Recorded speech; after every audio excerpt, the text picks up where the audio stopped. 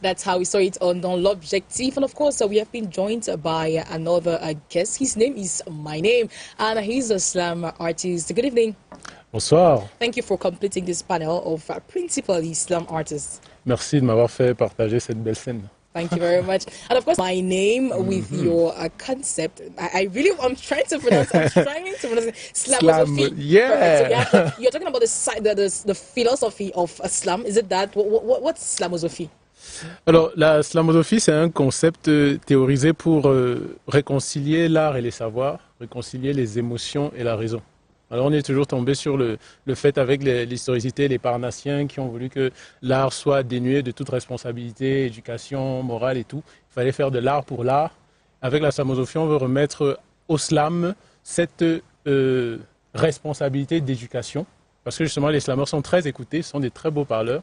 Il faudrait justement qu'on ait cette rectitude morale et philosophique d'avoir la responsabilité d'apporter du vrai dans nos beaux textes, pour ne pas vendre du faux au nom du beau. Donc, slamosopher, comme je le dis souvent, c'est quitter de la rive au rêve à la recherche du vrai. Rive, c'est rime, image, vers. Rêve, c'est rythme, émotion, voix. Et le vrai, c'est pour la vision et la visualisation, la recherche, la réflexion. Le A, c'est de l'artistisation. Et le I, c'est ce courant philosophique qui est l'idéalisme, qui dit que tout vient des pensées, parce que tout ce qui nous entoure, c'est le fruit de la pensée humaine. Voilà, pas que des rimes pour rythmer ce plateau, vous l'aurez bien compris. Mais je voudrais savoir, est-ce que n'importe qui peut être slammer? Parce qu'on peut se dire que ce ne sont que des rimes, ce ne sont que des mots qu'on aligne. Est-ce que tout le monde peut devenir slammer? Le slam, c'est la parole. Vous êtes une très bonne slameuse.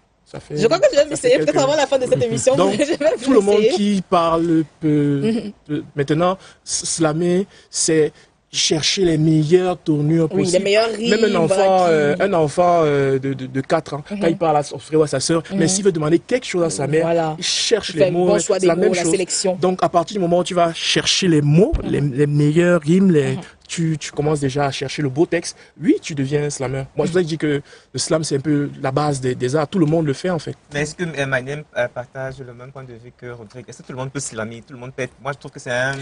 Il faut du talent quand même. Il faut être intelligent aussi pour faire le bon choix. C'est pas évident. Et justement, l'humanité est intelligente.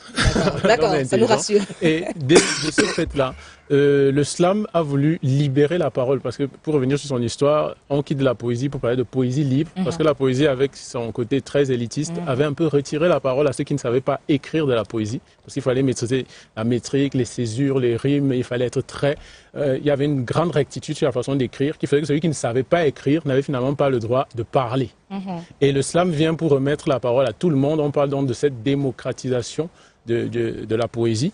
Et dès ce moment, la base du slam, c'est que oui, tout le monde devrait reprendre la parole. Maintenant, tout s'apprend. J'ai le droit de prendre la parole, mais une parole bien prise, c'est mieux qu'une parole prise de façon imprudente. Alors oui, tout le monde peut slammer, mais oui, tout le monde donc peut apprendre à slammer pour bien le faire. Et c'est pour ça qu'il y a des ateliers, il y a des festivals, il y a des concerts pour aller admirer ceux qui le font déjà d'une certaine manière. On a déjà des vedettes, je pense déjà...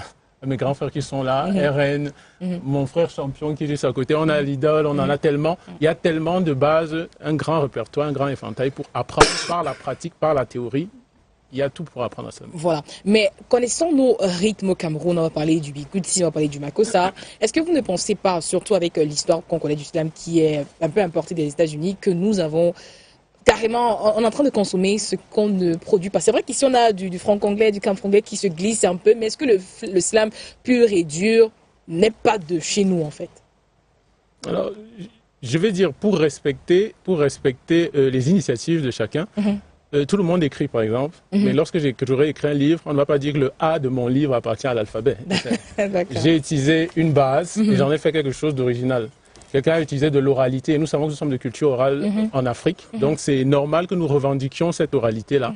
Mais il y en a un qui a pris de cette oralité, on a fait quelque chose d'original avec des règles. On parle de compétition, on parle de partage d'émotions, on parle de temps mis sur la scène. Le grand frère parlait tout à l'heure de le faire a cappella pendant les compétitions et tout. Il a mis des règles qui font que le slam a son créateur, son identité. Maintenant, si on parle d'oralité, là, l'Afrique vient en grande pompe en disant c'est nous la culture orale. Alors, en s'appropriant, et ça se voit dans la façon de slammer, en Afrique, on a beau dire le slam, c'est de la poésie libre pour le beau, pour les émotions. En Afrique, ça n'a jamais été ça. Parce que notre culture orale nous oblige à y remettre toute l'utilité qu'on a depuis les ancêtres dans l'oralité. Alors le slam, quand il est arrivé en Afrique, il est devenu très engagé, très donneur de morale, de leçons, parce que c'est ça notre nature. Alors une fois que le slam est revenu ici, on va dire qu'il a retrouvé ses ancêtres. Bah, de toute façon, on a les griots, hein, et vous savez que le griot, normalement, c'est quelqu'un qui utilise les mots pour mettre à l'aise une certaine communauté. And Ariel also wants to know, Ariel, tu voudrais savoir pourquoi le slam, forcément, alors qu'ils sont aussi talentueux. Parce que je connais Rodrigue Nzana et Maïnem. Peut-être pas personnellement le griot. Voilà, le griot qui a le vent en poupe, mais je comprends pourquoi ils ont choisi le slam alors que Rodrigue était un bon chanteur, un bon comédien, Maïnem également un bon chanteur. Ils sont tous écrivains, mais pourquoi le slam alors qu'ils pouvaient faire autre chose que le slam? Oui, je dis souvent que quand on veut se marier, on ne rassemble pas toutes les filles qu'on connaît et on choisit la plus belle. Quand on veut se marier, on choisit la femme avec laquelle on se sent le mieux, celle qu'on aime, celle qui correspond à notre chemin, celle avec qui on aime peut-être communiquer et tout ça. Du moins, moi, peut-être que d'autres. Donc, je pense que le slam, ce que moi j'aime, c'est l'écriture. J'aime m'exprimer à travers l'écriture. C'est comme ça que j'ai commencé par le livre. Et puis j'ai découvert le slam par hasard. C'était le coup de foudre qui dure jusqu'au... C'était un coup de soir qui dure depuis maintenant 16 ans. Ok. Donc ça fait 16 ans de soir. Et c'est pas prêt d'être terminé. Donc c'est simplement le truc avec lequel je me sens. Et puis les slameurs ont tendance à être authentiques. Ils vont souvent faire des choix qui relèvent plus du cœur que des choix émotionnels. Voilà. Bon. Donc, voilà. Et après, je sais, il pose la question comme si c'était une spécialisation après avoir été dans plusieurs choses qui auraient pu être bien. Mais c'est là le piège justement que le slam n'est pas une spécialisation. C'est retourner à l'origine. On est dans l'écriture, dans l'oralité, dans la base de tout. Et c'est de là que vient tout le reste. Alors, une fois qu'on rentre dans le slam, tout le reste m'est disponible. Il y a plein de chanteurs pour lesquels on écrit des textes. Vous n'allez pas le savoir. Il y a plein de scripts qui sont faits par des slammeurs. Il y a plein de slogans, des publicités qui vous font acheter plein de produits là dehors qui sont écrits par des slammeurs parce qu'ils ont trouvé le bon mot, la bonne émotion, la bonne rime au bon moment.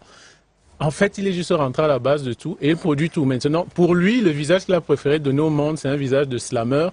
Mais c'est pas parce qu'il ne fait pas tout le reste. Il y a tellement de choses qui se font en bac, mais en front office, il assume.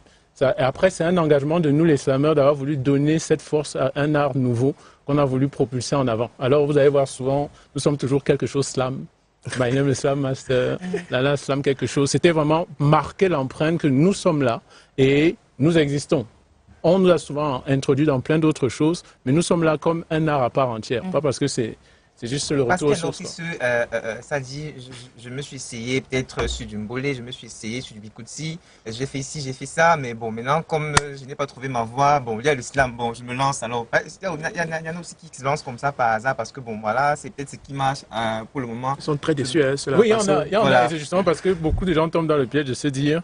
Le slam, c'est ce qu'on vient faire quand on n'a aucun talent et qu'on se dit je sais pas chanter, je sais pas danser, je bavarde comme tout le monde. Non, mais pourtant, il faut être... Pourtant, c'est la classe généraliste. Ouais, très déçu. D'où va en sortir des spécialistes. Et souvent, être un généraliste jusqu'au bout, c'est très difficile parce que c'est justement là qu'il faut maîtriser un peu de tout, retourner justement à ce que les philosophes disaient. Le savant, c'est celui qui, dans la mesure du possible, cherche à avoir toute la connaissance. Et rentrer dans le slam, c'est savoir avoir l'émotion de l'acteur, l'émotion du chanteur, l'émotion du rappeur, l'émotion de celui qui va finalement être invité à une conférence pour faire le résumé, pour proposer le corpus d'un sujet de politique, de science, d'éducation. Il devrait être dans tout ça parce que justement on l'appelle parce qu'il sait bien parler, on veut qu'il parle de tout. Alors Muriel, s'il te plaît, on a écouté le griot, on a écouté le flow, on a écouté...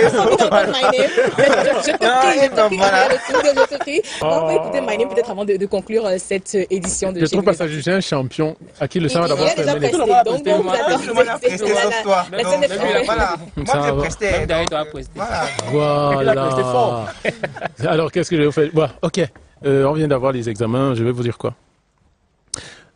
Reconnaissance aux pères qui prennent le temps de fabriquer l'avenir.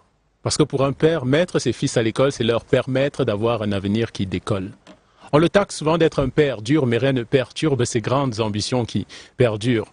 Alors le père sonne l'alarme, même si personne ne comprend ses larmes. Le père insiste, il persiste. L'éducation, et ça en quoi cela consiste. Et ce père, mis à part le salaire perçu pour un père, mettre son fils à l'école, ça lui permet d'avoir un avenir qui décolle. On le taxe à tort d'être un père dur, mais rien ne perturbe ses grandes ambitions qui perdurent. Et même si ce père sévère perdait sévère, il sait percevoir si son fils persévère à l'école ou se perd. Alors pour ceux qui ont eu leurs examens, félicitations. Pour ceux qui ne les ont pas eus, force à vous, on se relève et on dit merci à nos parents qui nous soutiennent dans tout ça. Et si c'est dur en dur, ta médaille sera d'or pur. His name is My Name. Alors, of course, vous avez compris que notre mission, c'est vous faire aimer cette émission. Je m'essaye un peu, mais bon, merci à vous en tout cas d'avoir. Merci à vous d'être venu. Merci à My Name, merci au Griot, merci à Rodrigue Gonzana et merci à vous, Ariel Otou, et bien sûr, merci à vous à la maison d'avoir regardé cette émission. Chez nous, les artistes, on vous donne rendez-vous la semaine prochaine pour un nouveau thème et de nouveaux invités.